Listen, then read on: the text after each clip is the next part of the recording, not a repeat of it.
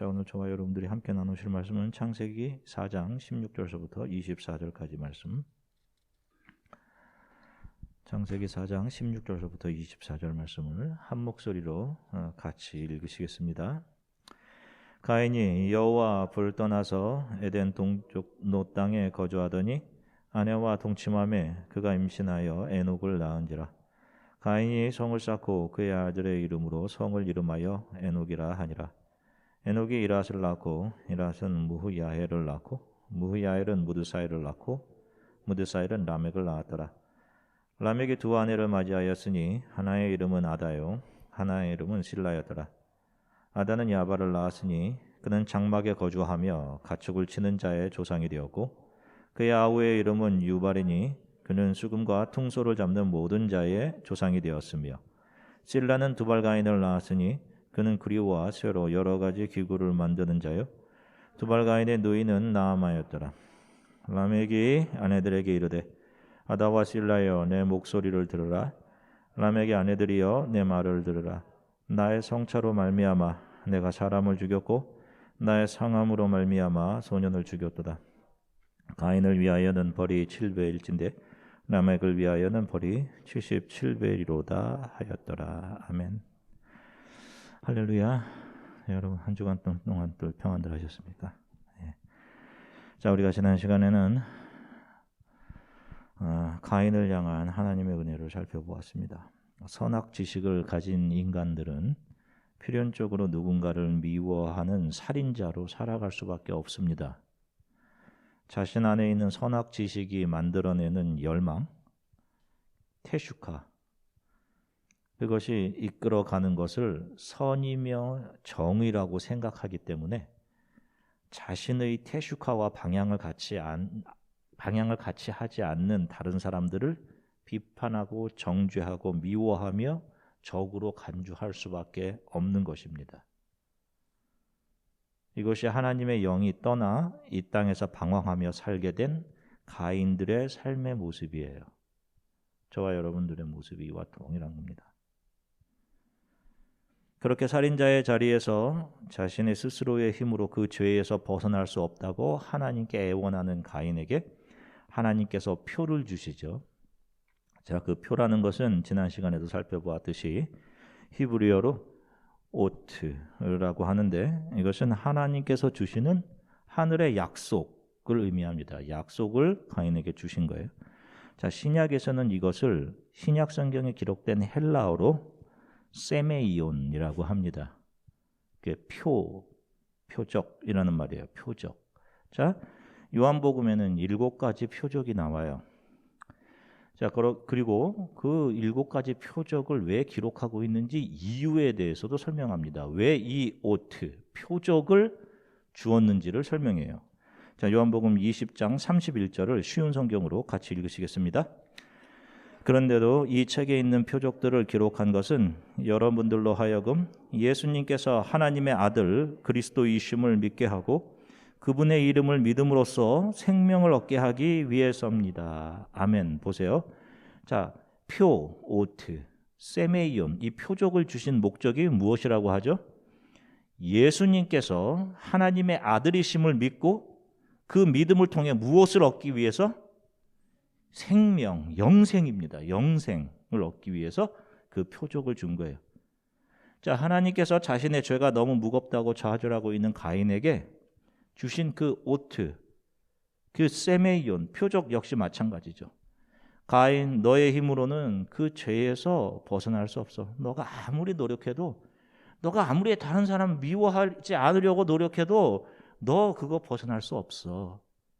그렇지만 장차 여인의 후손 예수 그리스도가 이 역사 안으로 오셔서 너 같은 가인 같은 그 인간들을 죄와 그 비진리를 말씀으로 깨어 부수고 고치고 회복시켜 주실 거다. 이 말씀은, 이 약속을 가인에게 주신 거예요. 그리고 가인이 살아가는 동안 그 약속을 붙잡고 그 약속에 대한 기대와 소망을 가지고 살아가라고 가인을 긍휼히 여기시면서 그에게 표적을 주신 거예요. 가인이 하나님이 거하시는 곳의 반대편을 상징하는 에덴의 동쪽에 정착하죠. 그가 거주하게 된 땅의 이름이 놋이십니다. 놋 땅이에요. 그 땅의 이름을 아마 가인이 지었을 거라고 생각해요. 그것은 놋이라는 이름이 방랑이라는 의미를 갖고 있기 때문이에요. 방랑. 여호와께서 가인에게 땅에서 방랑하는 상태로 살 것이다 라고 하시죠. 어떤 방랑입니까? 이것은 그냥 뭐 떠돌아다니는 것이 아니라 하나님의 영이 떠난 상태의 방랑인 거예요. 영적인 방랑, 하나님을 향해 소경된 상태로 스스로의 힘으로는 하나님을 절대로 찾을 수 없는 상태로 살아가게 되는 것, 그것을 말하는 것이죠. 가인이 아마도 그것을 염두에 두고 자신이 정착하게 된 땅의 이름을 놋이라고 이름하지 않았나 하는 그런 생각이 들어요.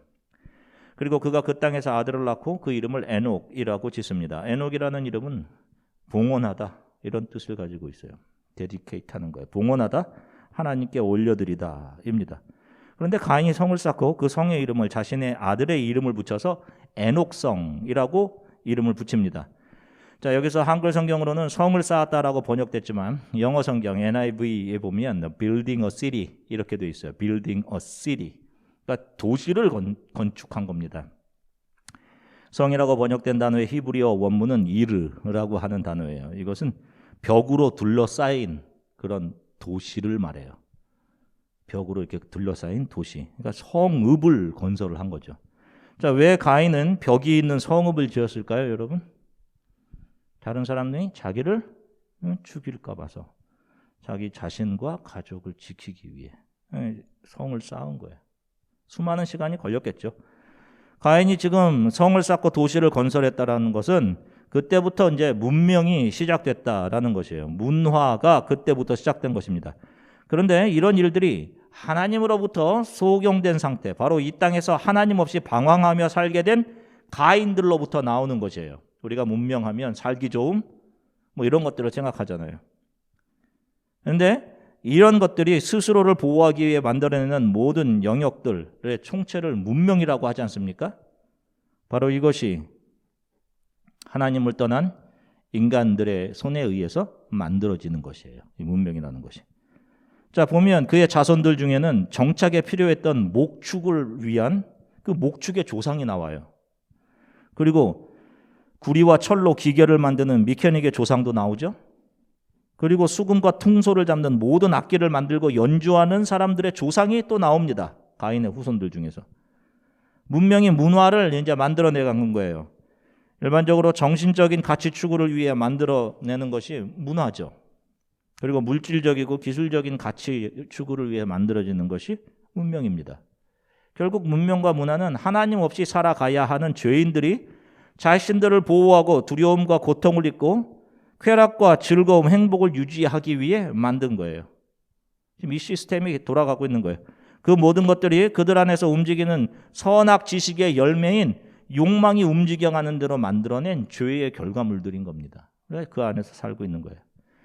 가인이 성, 도시를 건설하고는 그 성의 이름을 자신의 아들의 이름으로 불러요. 에녹, 봉헌하다, 바치다. 아마도 자신을 죽이려 할 수 있는 다른 사람들이 감히 자신과 자신의 아들, 가족을 넘보지 못하도록 자신의 강한 힘과 능력을 과시하고자 하는 그런 인상을 심어주려 한 듯 싶어요. 그래서 그 성의 이름을 아들의 이름으로 명명한 것입니다. 그리고는 그 성을 하나님께 봉헌한 거예요. 이중적인 것이죠. 강력한 힘을 가진 자신의 이름도 다른 이들에게 알리고 동시에 신으로부터 보호받기 원하는 마음으로 성을 봉헌한다라는 의미로 에녹으로 지은 것입니다. 자, 바로 이것이 하나님을 잃어버리고 방황하는 사람들로부터 나오는 종교심인 것입니다. 종교성인 거예요. 바로 이것이. 자신이 원하는 바를 신에게 얻고 신으로부터 보호도 받고 그것을 위해 자신은 신에게 성심성의 열심을 다하는 것. 여러분, 이것이 종교성인 것입니다. 그러니까 여러분 잘 생각하세요. 종교성이라는 것 역시 이 땅에서 잘 정착하기 위한 인간 안에 있는 선악 지식으로부터 나오는 거예요. 그것 역시 욕망, 태슈카인 것입니다. 이 세상의 모든 종교가 다 이렇습니다. 인간의 신을 향한 열심을 요구해요. 여러분, 모든 종교 다 그래요, 여러분. 아닌 종교가 없죠. 열심을 요구하죠. 그러나 성경의 하나님은 하나님을 향해 소용된 상태에서 나오는 인간들의 이런 열심, 이런 테슈카를 요구하지 않아요. 그런 걸 아예 받지 않으신다고 하십니다. 오히려 우리들을 불쌍히 여기셔서 하나님께서 하나님 스스로의 열심으로 자기 자신을 우리들의 죄의 대가로 내어주심으로 우리를 받아주시고 우리를 구원해 주시는 것이 바로 성경에 적혀있는, 성경이 우리들에게 이야기하는 하나님이세요. 왜 이렇게 하시는 걸까요? 우리를 향한 하나님의 사랑이 얼마나 큰지를 알려주시는 겁니다. 그리고 죄라는 것이 얼마나 무서운 것인지 알려주시는 거예요. 너의 힘으로는 벗어날 수가 없어. 그래서 어린아이와 같은 너희들을, 고아와 같은 너희들을 그대로 놔두지 않을 것이야. 그런 말씀을 하시는 거예요. 그래서 우리의 하나님은 은혜의 하나님인 거예요, 여러분. 우리는 성경에서 그 하나님을 발견하고 감사하며 우는 거예요, 여러분. 감사하는 거예요. 그리고 우리의 삶을 통해 우리는 이 하나님을 알아가는 것이고요. 그런데 종교성을 가지고 하나님을 믿는 사람들, 그 사람들도 하나님을 잘 안다고 말합니다. 예수님 시대의 종교자들처럼 똑같아요. 그런데 예수님께서 그 종교 지도자들에게 뭐라고 하세요? 너희는 하나님을 알지 못하고 방황하는 소경들이야. 이렇게 얘기하니까 그들이 뭐라고 얘기해? 우리가 이렇게 잘 보고 있는데 우리가 소경이라니 무슨 소리를 하고 있는 거야? 라는 말을 합니다. 하나님은 잘 아는데 그들이 아는 하나님에 대한 알문 어디서 나오는 거예요? 선악지식에서 나오는 겁니다. 선악지식. 그러니 그것이 뭐예요? 테슈카인 거예요. 욕망인 겁니다. 이 땅에 잘 정착하기 위해 자기 자신을 강화해 가기 위해 나오는 욕망이라는 것입니다. 욕망. 거기서 나오는 하나님을 알민 거예요. 그래서 그 종교성이 이 땅에서 잘 정착하기 위한 자기 자신을 강화해가는 도구가 되는 겁니다. 하나님을 아는데 그들이 아는 하나님은 그들 안에 있는 선악지식으로부터 나오는 그 욕망을 채워주는 대상인 거예요. 다른 사람들이 섬기는 종교들, 어떤 부처나 만신이나 그와 똑같은 거에 예수를 그 자리에 두고 섬기는 겁니다. 여러분, 교회 안에서도 똑같이.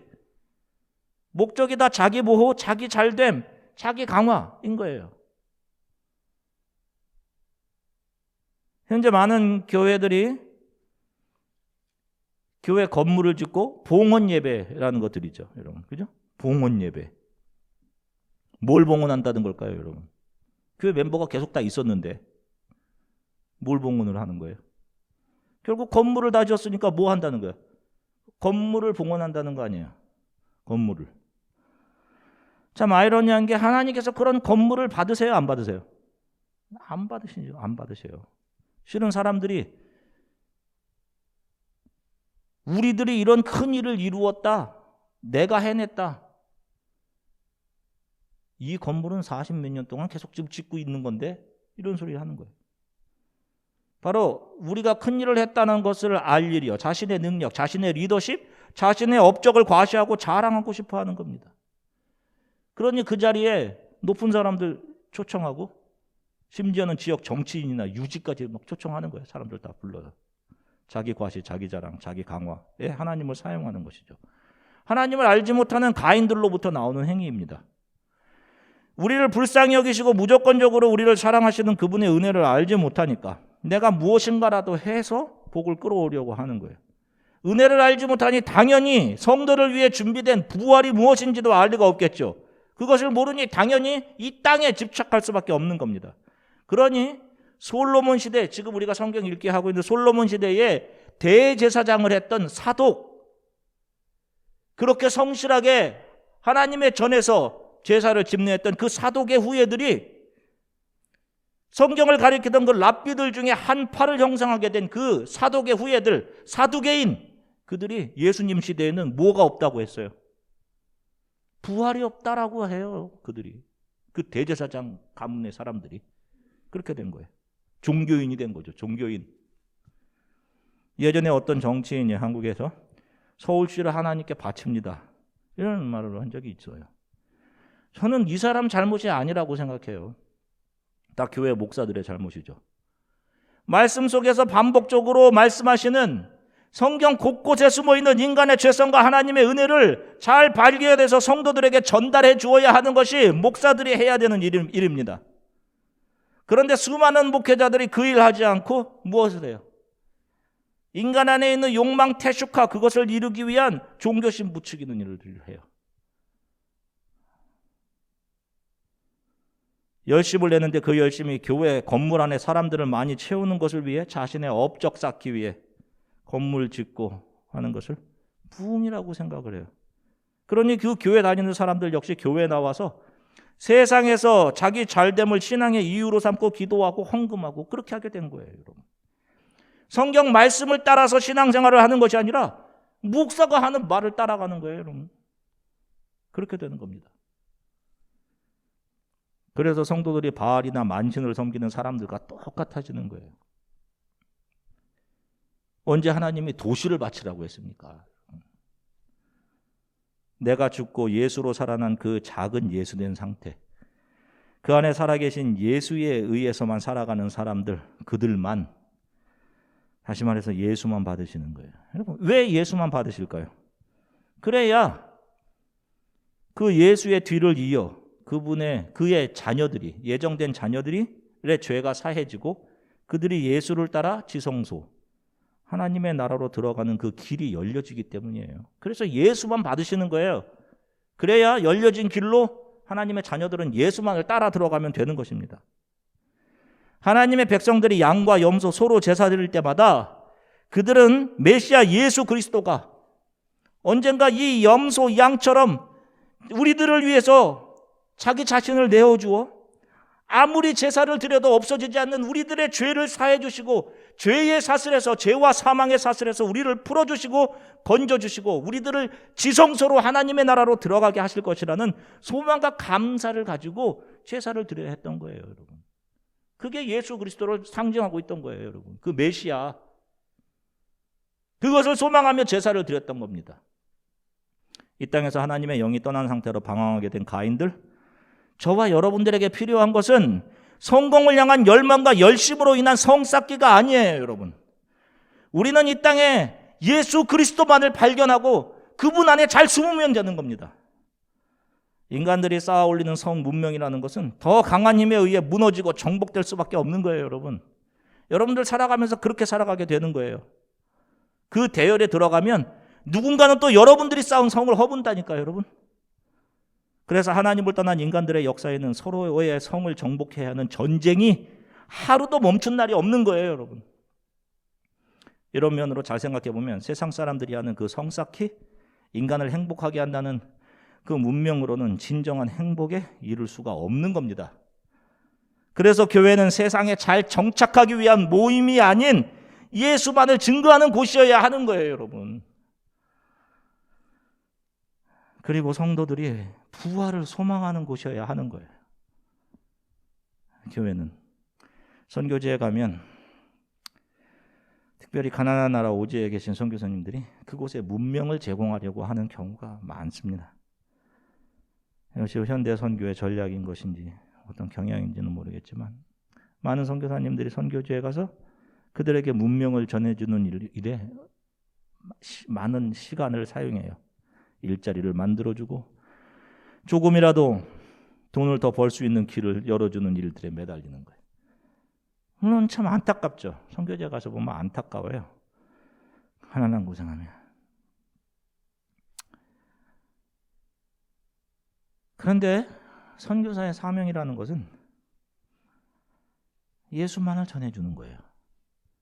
문명을 전해주는 것, 더 살기 좋음이라는 것을 전해주는 것은 결국 가인들 안에 도사리고 있는 더 많은 욕망과 욕심만을 이끌어낼 뿐입니다. 5불을 10불을 한 번 줬다가 7불을 주면 25센트만으로도 한 끼를 먹을 수 있는데 10불을 주다 7불을 주면 불평하게 되는 거예요. 욕망이 더 커진 거예요. 그들에게 돈과 좀 더 편안한 삶은 줄 수 없어도 선교사들이 예수만 전해주면 그들은 잠시 불편한 이 땅에서 예수 안에서 발견되어 부활을 소망하며 이 수고로운 삶을 지나 영원한 생명을 얻을 수 있게 되는 거예요. 선교지에서 예수만 전달해 줄 수 있으면 되는 겁니다. 그리고 지교회 성도들은 선교사님과 선교사님의 가족들이 선교지에서 예수 그리스도만을 전달할 수 있도록 기도하고 그분들의 삶과 자녀들을 위해서 후원하는 것이 바로 바울과 그와 함께한 교회들이 서로 연보하면서 바울을 도와준 바로 그것이 성경적인 선교의 모습인 거예요. 그들에게 돈벌이를 준다고 그들이 행복해지지 않는다는 걸 알잖아요. 돈과 예수를 동시에 줄 수 없어요. 아까 표적 이야기를 했는데 요한복음에 나오는 네 번째 표적이 뭐예요? 떡 5개와 물고기 2마리로 5,000명을 먹이신 표적입니다. 오트 세메이온. 이것을 경험한 사람들이 어떻게 해요? 아니 먹고 배불렀으니까 또 이런 것을 얻었으면 좋겠다 하고 예수님을 찾아옵니다. 그리고 그런 떡을 달라고 요구해요, 예수님께. 그때 예수님께서 뭐라 그래요? 너희들 그 광야에서 먹은 거 5병이요? 너희들 예전에 너희 조상들도 하늘에서 내려진 만나를 먹었어. 그런데 다 죽었어. 그 떡은 아무리 먹어도 너희들은 죽게 되어 있어. 너희들이 살려면, 너희들이 영생을 얻으려면 생명의 떡인 나를 먹어야 돼 라고 하시잖아요. 그러자 어떻게 돼? 그 놀라운 기적, 그 표적을 본 사람들이 어떻게 해요? 예수님을 다 떠났습니다. 그 많이 따르는 사람들이 바로 그 표적 다음에 예수님을 떠난단 말이에요. 그리고 예수께서 남은 12사람들에게 치근하게 물으시잖아요. 너희들도 나를 떠나려느냐? 묻죠. 그때 뭐라고 해요? 베드로가 뭐라고 합니까? 영생의 말씀이 여기 계신데 우리가 어디로 갑니까? 그 말만 하죠. 여러 같은 표적을 경험했단 말입니다. 그런데 육적으로 배부른 사람들은 계속 자신의 배를 채울 그 떡을 원한 거예요. 예수님께. 그리고 그걸 안 주니까 예수님을 떠나가 버린 겁니다. 그거 주면 예수님께 올 것 같죠? 그거 안 주면 떠나는 거예요. 그런데 그 표적을 통해서 육신의 떡이 아닌 생명의 말씀을 본 사람들은, 영생을 보게 된 사람들은 예수를 따르는 제자로 남는 거예요. 표적을 통해서 육신의 떡을 받은 사람들은 예수를 떠났고 영생의 말씀을 받은 사람들은 남는 겁니다. 그 영생을 붙잡고. 안타깝게도 교회 안에서도 자녀들에게 이 땅을 살아가면서 더 높은 성을 쌓아라 라고 그 자녀들이 그렇게 높은 성을 쌓으며 살아가기를 바라는 부모들이 있다니까요. 우리는 이 삶을 살아가는 동안 성을 쌓는 사람들이 아니라 어떻게 해야 되는 사람들이라고 말씀드렸어요, 여러분. 진정한 성 안에 숨는 사람들이에요, 우리는. 우리의 자녀들이 어디를 가든지 진정한 성을 발견하고 그 안에 숨어야 된다. 너는 예수 그리스도를 발견하고 언제나 그 안에 있어야 돼. 어디를 가든지. 바른 말씀이 선포되는 교회 안에 반드시 있어야 돼. 그 진정한 성의 주인이 누구예요, 여러분? 예수 그리스도잖아요. 우리가 읽고 지나간 성경의 도피성이 바로 그거 아니에요. 그 도피성이 살인자 된 가인들이 어떻게 구원을 받는지를 다시 한번 분명하게 보여준 good example, 복음이지 않습니까? 부지 중에 살인한 자가 그 도피성에 이르면 보복하는 사람이, 죽임을 당한 가족들이 그에게 보복할 수 없어요. 그가 어떻게 살인자의 신분에서 자유로워질 수 있어요? 민수기 35장 28절. 쉬운 성경 같이 읽겠습니다. 살인자는 대제사장이 죽을 때까지 도피성에 머물러 있어야 한다. 대제사장이 죽으면 그때는 자기 땅으로 돌아갈 수 있다. 아멘. 왜? 살인자는 이 도피성으로 숨으면 보복자로부터 보호를 받을 수 있어요. 그러나 여전히 살인자의 신분입니다. 집으로 돌아갈 수 없어요. 그런데 어떻게 하면 집으로 돌아갈 수 있어요? 어떻게 하면? 누가 죽으면? 대제사장이 죽으면. 아니 도대체 대제사장과 살인자가 무슨 관계이길래 대제사장이 죽으면 살인자가 그 죄목을 벗고 집으로 돌아갈 수 있단 말입니까? 이것이 분명하게 우리의 대제사장 되신 예수 그리스도께서 살인자들로 이 땅을 방황하며 살아가는 그 죄인들, 저와 여러분들을 품으시고 죽으셔서 그들을 본향 영원한 하나님 나라 우리의 집으로 돌아가게 하시는 놀라운 구원의 이야기, 복음을 말하고 있는 것이란 말이에요. 요즘 우리가 다윗의 이야기를 성경 읽기를 통해 읽어가고 있는데 하나님의 사람들은 항상 누가 자신들의 성이라고 고백을 했어요? 누가 나의 성입니까? 여호와 하나님이 우리의 성입니다. 나의 반석, 나의 산성. 이것이 어떤 의미예요, 여러분? 어떤 의미예요? 찬양 드리면서 어떤 의미로 생각하셨어요? 우리를 지키시고 보호해 주시는 분? 여러분, 그건 1차적인 의미입니다. 그 고백의 진정한 의미는 여인의 후손 메시아 예수 그리스도에 대한 복음 안에 들어있는 거예요. 자, 예수께서 자신의 몸을 성이라고 하시죠? 성이라고 하십니다. 요한복음 2장 19절서부터 21절 같이 읽으시겠습니다. 예수께서 대답하여 이르시되 너희가 이 성전을 헐라 내가 사흘 동안에 일으키리라. 유대인들이 이르되 이 성전은 46년 동안에 지었거늘 내가 3일 동안에 일으키겠느냐 하더라. 그러나 예수는 성전된 자기 육체를 가리켜 말씀하신 것이라. 아멘. 보세요. 종교적인 열심을 가지고 있던 그들에게 눈에 보이는 성은 그들에게 종교심의 자부심이었어요. 종교심에. 그들의 자랑, 그런 성을 지어가고 있는 자부심이 있었단 말입니다. 그런데 예수님께서는 자신의 몸이 성이라고 하시면서 그 성은 어떤 성이라고 하셨어요? 예수님이라는 성은 어떤 거예요? 눈에 보이기에 번지르르 거룩해 보이고 하는 그런 것이 아니라 예수님이라는 성은 우리가 숨는 그 예수라는 성은 자기 자신을 무너뜨려 내어서 다른 이들 창세전에 하나님의 자녀로 택정된 저와 여러분들을 살려내는 성이었어요.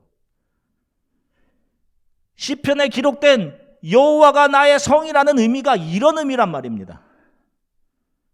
이 죄악된 세상에서 메시아께서 그 성 대신 메시아께서 언젠가는 자기 자신을 허물어서 우리를 구원해내시는,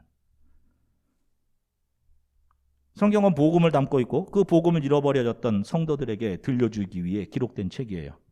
그 복음이라는 것이 무엇이에요? 하나님께서 정말 자격 없는 우리들을 위해서 하나님께서 일하신다는 것이 복음이에요. 죄를 짓고 선악지식을 가지게 된 우리는 지독히 이기적이고 그래서 하나님을 향해 소경이 되어 있어요. 아무리 노력해도 안 돼요, 여러분. 아무리 노력해도. 그런데 예수께서 우리의 눈을 열어주시고 자신의 몸을 내어주셔서 그 자격을 우리들에게 부여해 주신 것입니다. 이 복음을 성경 곳곳에서 반복적으로 감추어 두신 거예요. 은혜를 알지 못하고 종교심으로 가득 찬 종교인들은 여기서도 자신들의 성공과 성을 쌓을 근거를 찾아내어 매주 선포하고 있는 거예요, 여러분. 그런 사람들은 그것을 듣고 우리도 할 수 있다라는 열심을 불태우는 것이죠, 여러분. 자신은 잘 알고 있다, 잘 보고 있다라고 생각하는데 그들이 소경인 겁니다. 저와 여러분들에게 주어진 삶은 나를 위한 성쌓기나 이 세상이 성공이라고 규정한 그것들을 취하기 위해 주어진 것이 아니라 예수라는 성 안으로 피하기 위해, 그분 안에 거하기 위해 주어진 거예요. 여러분들을 어떤 분야, 어떤 자리로 보내시고 그 자리에 있게 하시는 것은 거기에서 성 쌓기 잘해라 라는 의미로 거기에 보내시는 것이 아니에요. 그곳에서 세상의 유혹이나 세상의 성공을 따라가지 말고 예수 안에 거해. 그 안에서 너를 비추지 말고 예수를 비추어내. 그러면 여러분들 안에 있는 그 예수께서 그 자리에서 여러분들을 통해 자기 스스로를 반사해내게 하시는 거예요. 여러분, 그러면 누군가는 그 빛을 보고 여러분들을 통해, 여러분들의 삶과 여러분들의 입을 통해서 나오는 그 빛을 보고 예수 안으로 들어오게 되는 겁니다. 여러분, 그것이 복음을 전함, 전도인 거예요. 제가 이 아이오와에서 설교하면서 사역을 시작한 지 이제 벌써 17년이 되어 갑니다. 참 많은 청년들과 교우들이 저와 함께 신앙생활을 하다가 다른 곳으로 갔어요. 함께 있을 때 참 많은 시간을, 특별히 또 청년 사역을 할 때는 청년들을 대접하는 일들을 했습니다. 그리 넉넉하지 못한 살림에 그래도 청년들이 이곳에서 공부하면서 외롭고 힘들 텐데 힘내라고 음식 해 먹이고 또 집에 초대해서 식사 대접하고, 아픈 청년들, 교우들이 있으면 음식 만들어서 집을 찾아가고 했던 일들이 사역의 일부였어요. 눈물을 흘리면서 감사하다고 하는 청년들, 성도들이 많이 있었습니다. 그런데 그렇게 그때 청년들과 교우들을 섬긴다고 열심을 낸 그 저의 열심이 시간이 지난 후에 제 안에서 서운함을 불러오는 것을 보게 되었어요.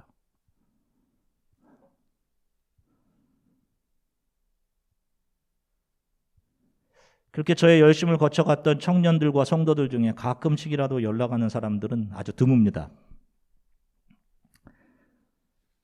그리고 이곳을 떠난 후 신앙을 버리고 세상에서 살고 있는 사람들도 많아요.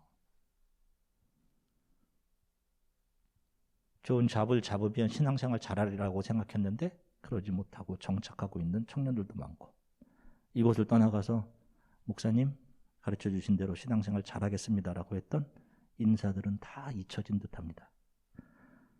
그러다 보니 서운함이 몰려오는 거예요. 그때 내가 주었던 열심을 알아주지 않는 것에 대한 서운함일까? 저는 그것이 가인이 품었던 서운함이었음을 알게 되었어요. 이것이 내 안에 있는 욕망, 태식하구나. 그들에게 한 것인 줄 알았는데 결국 나를 위해 한 것이죠, 여러분. 제 안에서 서운함이라는 것이 그것을 증명하고 있었습니다. 그래서 너무도 속상했어요.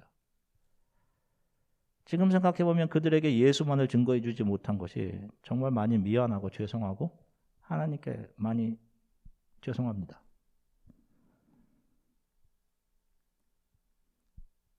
제가 젊었을 때 교회에서 좋은 신앙의 선후배들을 가지고 있다라고 생각했어요.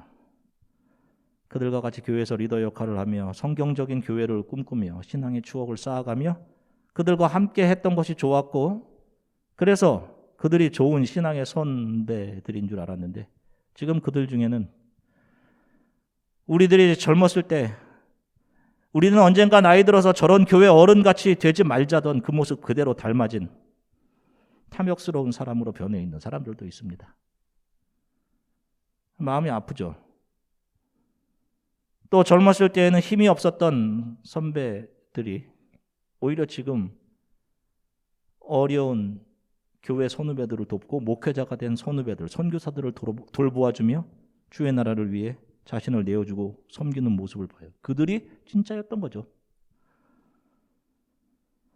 참 감사하게도 지금 저와 말씀을 나누며 이곳에서 17년 있는 동안에 지금은 너무도 감사하게도 한 가족이 되어 예수님만을 붙잡고 하나님 나라를 소망하는 참 좋은 신앙의 동료와 친구들을 하나님께서 저에게 주셨습니다. 그분들과 함께 신앙생활하고 말씀을 나누는 순간순간들이 참 즐겁고 감사해요. 그러면서도 제 마음 한편에 혹시라도 이들도 변화하게 되면 어떻게 할까라는 두려움이 있고, 또 내가 그 언젠가 그들에게 베푼 열심에 대한 대가를 원하면서 서운함을 느끼면 어떻게 하나라는 그런 걱정도 있고, 제 안에 있는 욕망 때문에 많이 두렵기도 합니다. 그러면서 생각하게 된 건 과연 예수 그리스도는 이 땅에서 무엇을 남기셨을까 하는 것이에요. 누울 집도 없으셨고 친구도 없으셨습니다. 친구인 줄 알았는데 돌아가실 때 남은 사람이 없었어요. 친척 요한 한 명이네요. 그분은 모든 것을 다 내어주지 않으셨습니까? 다 주셨단 말입니다. 입고 있던 옷마저 빼앗기셨어요. 예수님을 생각하면서 제가 알게 된 것이 있습니다. 저는 이 땅을 사랑하면서 내가 나를 위해 사용한 것은 하나도 남지 않는구나라는 것입니다. 그런데 자신의 모든 것을 제자들과 그분을 따르는 모든 사람들을 위해 내어주신 예수는, 자신의 것을 하나도 챙기시지 않으신 그 예수는 이 땅에 저와 여러분들을 작은 예수로 남기셨단 말입니다. 여러분, 그것이 하나님 앞에서 남는 거예요. 지금 내 곁에 좋은 사람이 없고 좋은 친구가 없다고 외로워할 이유가 없다고 생각을 해요. 어차피 성도는 하나님 나라에서 반드시 제외하게 될 테니까요, 여러분. 그때 참 기쁨과 우리들 즐거움을 누리게 될 것이에요. 우리는 나를 내어주고 잃어버린 누군가를 살려내는 이 신앙의 길을 외롭지만 힘들지만 계속 가야 되는 거예요, 여러분.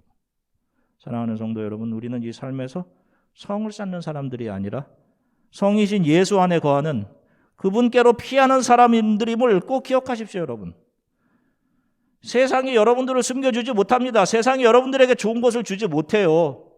예수 그리스도 안에 있어야 돼요. 어디를 가든지. 예수께서 자기를 허물어 다른 이들을 살려내심같이 나를 위한 삶이 아닌 나로 인해 누군가가 예수 안으로 들어오게 되는 삶을 살아가게 되시기를 주 예수 그리스도의 이름으로 간절히 축원합니다. 잠시 기도하겠습니다. 주님, 하나님을 향해 소경되어서 하나님을 찾을 능력도 없고 예수를 부인하며 살아가는 사람들의 삶은 자기를 위한 성쌓기의 삶임을 가인의 삶을 통해서 보여주셨습니다. 그 성에 잘 숨어 있다라고 생각하지만, 내가 힘이 있다라고 생각하지만 그 삶이 하나님의 영이 없이 방황하는 삶임을 알려주셨습니다. 그런 가인들을 긍휼히 여기셔서 예수께서는 자신을 내어주시고 자신을 허무셔서 저와 우리들을 살려주셨습니다. 감사합니다. 우리들의 삶이 나를 위한 성쌓기의 여정이 아닌, 그런 삶이 아닌 나를 허물고 내어주고, 그런 누군가가 내 안에 계신 예수로 인해 누군가가 그 예수를 얻게 되고 예수 안에서 영생을 얻어 살아가게 되는 그런 교회로서의 삶을 우리 교회가 살아가도록 하나님 도와주십시오. 우리 이렇게 함께 잠시 한번 기도하겠습니다. 사랑하는 주님, 참 감사합니다. 하나님, 사랑하는 성도들과 함께 하나님 마음 나누게 하셔서 감사합니다. 하나님, 살다 보면 우리의 열심에 대한 것들이 보상받지 못할 때 참으로 서운하고 아쉽습니다. 그러나 조금만 돌아보면 예수님께서는 수많은 모든 것을 내어주심 속에서도 배신과 멸시, 자신을 위한 챙김은 하나도 없이 자신을 허물어내어 모든 것을 우리들을 위해 주시는 삶으로 이 땅의 삶을 살아가셨습니다. 하나님, 우리 교회에 있는 성도들, 또 이곳을 지나가는 성도들, 어느 곳에 가든지 또 이곳에서 하나님의 말씀을 붙잡고 온전히 신앙생활을 하십니다. 성쌓기의 삶이 아닌 예수 안에 온전히 숨는, 예수만 붙잡고 살아가는 삶을 살아가게 도와주십시오. 우리의 육신의 잘됨을 주는 세상의 것들이 아닌 우리들에게 영원한 생명을 주는 예수를 온전히 붙잡고 이 신앙의 길들을 걸어가게 도와주십시오. 나를 위해 아무런 유익함이 없어도 하나님, 내가 나를 위해 유익하던 모든 것을 다 해로 여기고 배설물로 여기는 주 예수 그리스도를 알리라. 그 안에서 발견되었기 때문에 우리도 예수 그리스도와 같이 우리를 허물어 다른 사람들을 살려내는 삶을 살아가게 하나님 도와주시기 원합니다. 동원 치료하는 위원장에 하나님께서 긍휼히 여겨주시고 하나님 또 많은 진전이 있게 하셔서 감사합니다. 온전하게 건강하게 회복되어서 이 땅에 예수 그리스도